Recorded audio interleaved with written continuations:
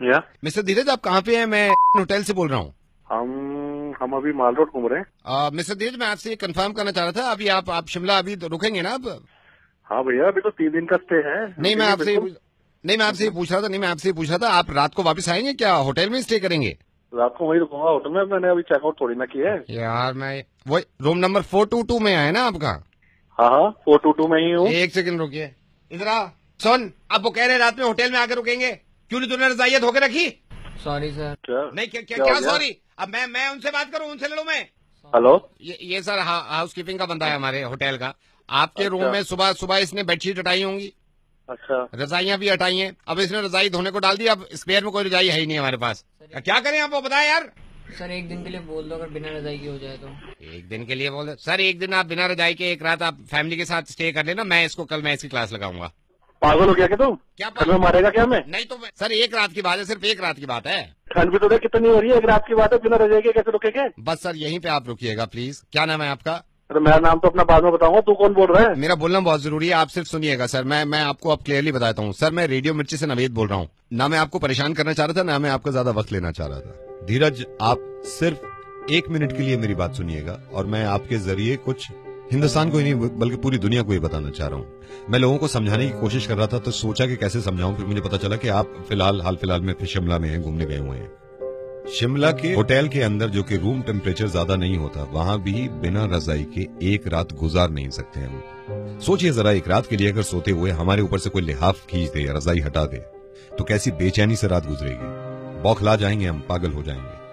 इस कॉल का मकसद ये है कि लोगों को पता चले कि ये हमारे लिए कितना कुछ करते हैं। आज अफसोस की बात यह है कि हनुमंत थप्पा ने दम तोड़ दिया और वो शहीद हो गए। और मैं ये सोच रहा था कि जब हनुमंत थप्पा बर्फ में फंसे हुए थे, जब उनकी सांसें चल रही थी, कुछ तो ख्याल आया होगा उन्हें अपनी बीवी के बारे में, कुछ तो सोच रहे होंगे वो अपने माँ बाप के बारे में।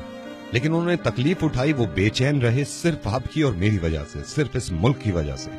मैं सिर्फ ये कहना चाह रहा हूं कि इनकी कुर्बानियों की कद्र करें हम, और इनकी इज्जत करा करें हम, क्योंकि इन्हीं से हैं हम।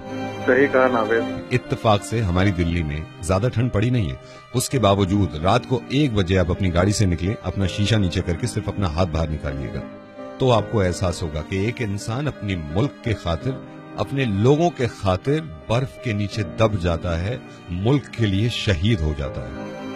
ये सोचिए जरा, आपके बच्चे अगर थोड़ी देर के लिए स्वेटर पहने बिना, जैकेट पहने बिना आंगन में निकल जाएं, कहीं बाहर सड़क पे चले जाएं, तो कितना घबरा जाते हैं हम, फौरन चिपटा लेते हैं कि ठंड है। जब तक हनुमंत थप्पा 6 दिन तक नहीं मिले थे, क्या गुजर रही होगी इनकी माँ पे, क्योंकि उनको मालूम था कि वो बर्फ में है। और प्लीज, ये मेरी आपसे गुजारिश है, मैं इस तरह कहता नहीं हूं, कि इस मैसेज को आप दूसरों तक जरूर पहुंचाइएगा।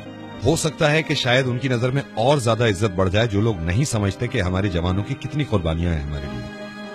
हम सब शुक्रगुजार हैं हनुमंत थप्पा के और बाकी उन सारे जवानों के जो अब भी ठंड में हमारी वजह से पहरा दे रहे हैं।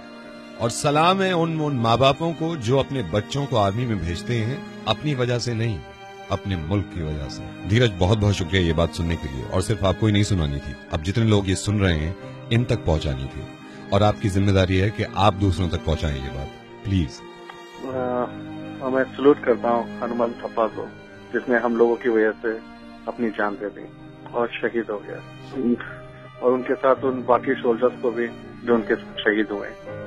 और बात खत्म करने से पहले ये मैंने कहीं पढ़ा और आपको बताना चाहता हूं मैं, कि तेरी सलामी में वो बर्फ भी आज पिघल गई होगी, जिसकी लाख कोशिशों के बाद भी तूने हथियार नहीं डाले।